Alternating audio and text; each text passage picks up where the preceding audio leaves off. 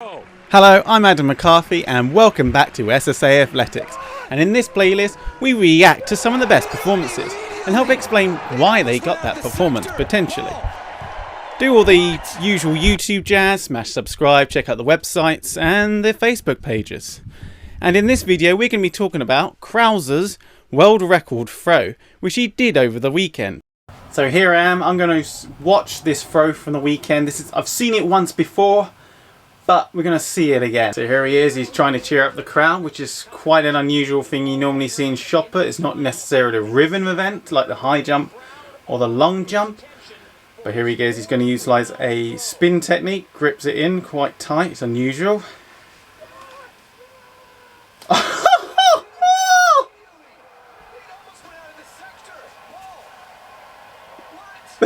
Holy cow, that's huge.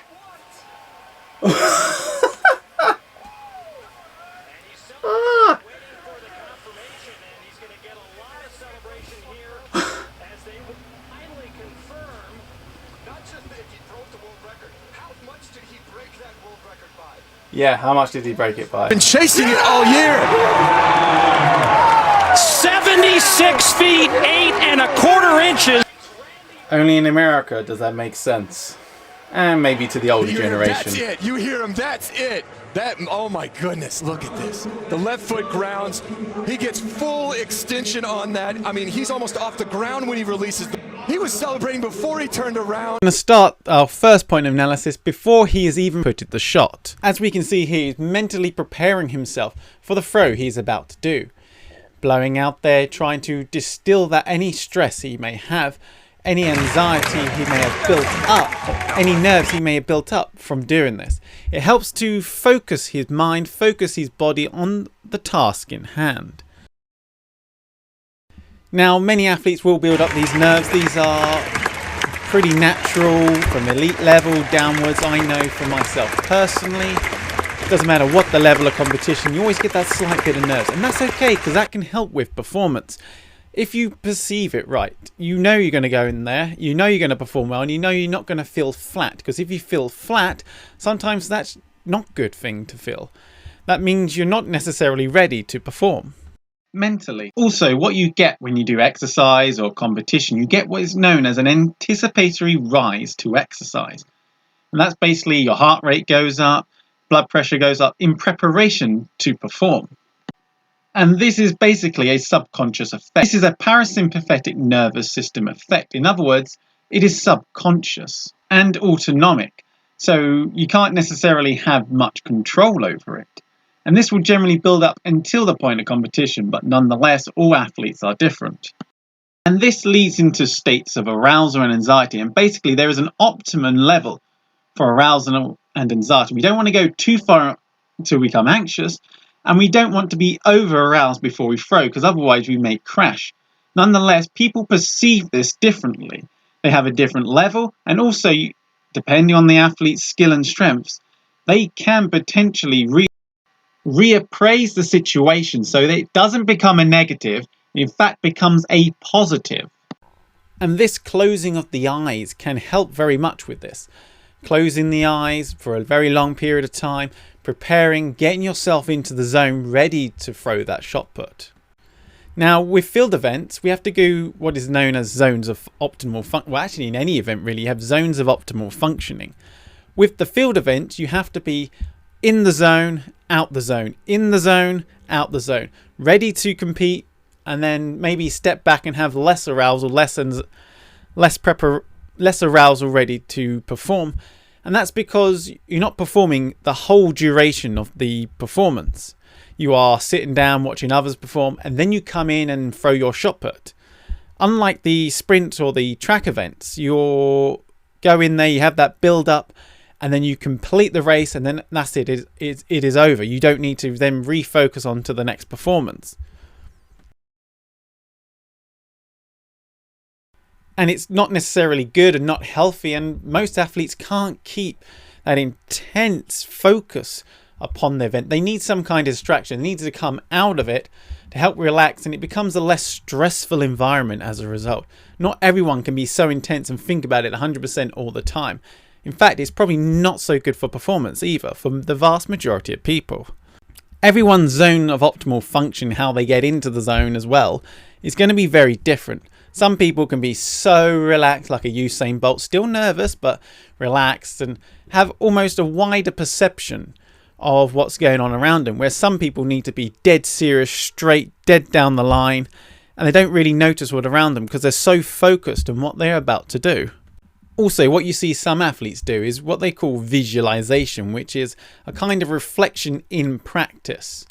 So reflection during the exercise itself. So what they do, and they visualize there, they imagine the best performance, imagine the performance they have to do, and it helps calm themselves down, helps to get them into focus, prevents anxiety and over arousal, and at the same time, what it can do is help improve performance. Your mind's working, and it can, in a way, help with that performance. When it comes to visualization, you need to visualize the mechanics. How does it feel? Why does it feel that way? The best performances have a certain feel when you're doing a field event. They should feel effortless. Well, maybe feel effortless. For some people, they might have to put extra effort in, and that feels good. But feeling how that shot put feels in your hands, between your neck, the momentum of the rotation, and the technique of you putting the shot, keeping the elbows high, dirty palm, and pushing off straight, imagining that technique of the perfect throw. Now, what is interesting, this is probably a kind of athlete who likes that arousal, likes the crowd noise, likes to get high and likes to get ready to throw, ready to perform in that way. He likes that crowd interaction. And this is kind of unusual in the shot put. We generally see in the high jump, the long and the triple and the pole vault, people clapping in that athlete ready to jump high or jump far. But that's because it's a rhythm event. They utilize the clap to help them rhythm, and of course it also helps with their arousal as well. Obviously in shot put it's not a rhythm event, but it still has that rhythm depending on whether you do the spin or whether you do the step back. It has a feeling. When you throw, you know you've thrown well because it feels like you have thrown well. So here we are, he walks in, and what you may notice, he tries to put the shot put into the top part of the neck, and you find with the rotators they prefer that, whereas the traditional method would be deep underneath the chin. Now the reason why the shot putters who do the rotation prefer it on the top part of their neck is because as they rotate it's easier to push out, and you can utilize that angular momentum and convert it into forward motion.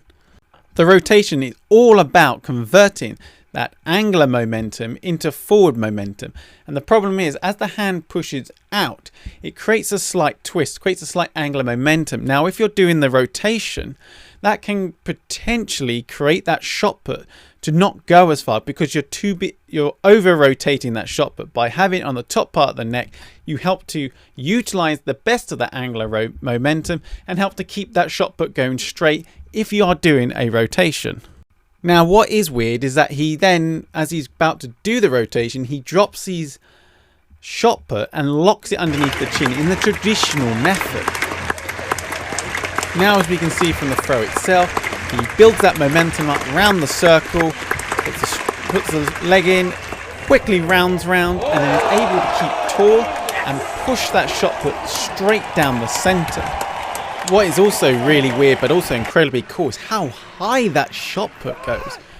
Usually when you put a shot put it's around about 35-45 degree angle, but that just goes massively high. In shot put we generally want to have our feet inside the circle and as you rotate round. Now the rotators have a slight advantage, although it's rather a minor advantage, in that as they rotate round their foot will come in contact with that millimetre edge. Their foot will come in contact with the edge and effectively they get a slight push off. Now it's technically illegal, you could argue, but it's very, very hard not to have your foot overhang outside the circle itself when you're rotating round. So it's kind of seen as meh, it happens, but it's not too much of a disadvantage and we're just going to keep a blind eye to it. But forgetting that, his rotation is actually really good. He builds it up, that first step in, and then whips his leg round, whips his free arm round, ready to push forward into the shot put. And he overhangs the edge, he pushes it forward as far as he can. Now, like with any throw, what they want to do, they want to be, you place your foot to the ground. It keeps that blocking action ready to transfer that momentum you've built inside the circle forward to the forward throw. And as we can see here, he pushes off the ground. And what most of them do is they do a slight jump in the air. You don't want to jump beforehand because you need that blocking action on the ground. But as you come up with that blocking action off the ground, the arm comes through and you effectively jump a little bit. And that raises your center of mass, raises your height, and therefore raises the start point of that shot put further higher up. So in theory, you throw further. And as we can see, he's thrown well because he can feel that momentum. You know you're going to get a good throw because it sometimes feels good, as mentioned previously. And looks like in the Tokyo 2020 Olympics, if it's not on grass, if it's in that kind of cinder surface, they're going to need a bigger shot put area. Okay, so when we look at Crouser do his shot put, he doesn't look really like a shot putter. He looks more like a discus thrower.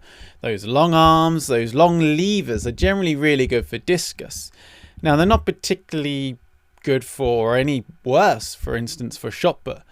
But think about it. If I put forward and I have a longer arm, therefore the release of that object is going to be further forward. So potentially you could argue that the object will then be thrown further. Usually shot putters aren't as rangy as this guy. They're usually short and large, although there are some good shot putters who are rangy, like this fella in particular. Force times speed equals acceleration. Now, if you look at the law of inertia, mass will basically move a heavy object. But we want to move that heavy object as far and as fast as we can. So you need that power, like with any kind of athletics event. It's power that is key. So guys, I hope you really enjoyed this video. Don't forget to smash subscribe. Check out all our rest of our content, the Facebook pages, SSA Athletics and SSA Training. And hopefully I will see you in the next one. Have a good day.